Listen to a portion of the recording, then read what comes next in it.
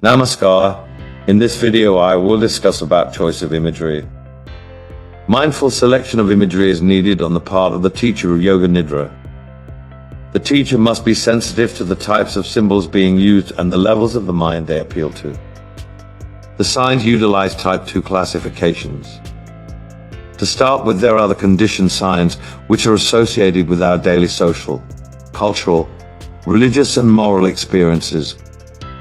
These would vary for individuals of different areas, countries and races, and the images used from a specific cultural scenario may be totally meaningless to the practitioner whose mind has been conditioned by other kinds of signs.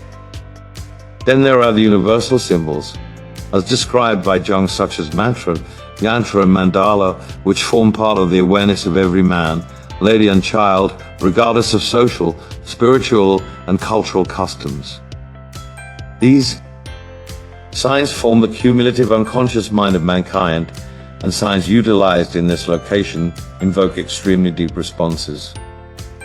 For this reason, the teacher should understand using the symbols and the types of reactions that could be produced in the student's mind.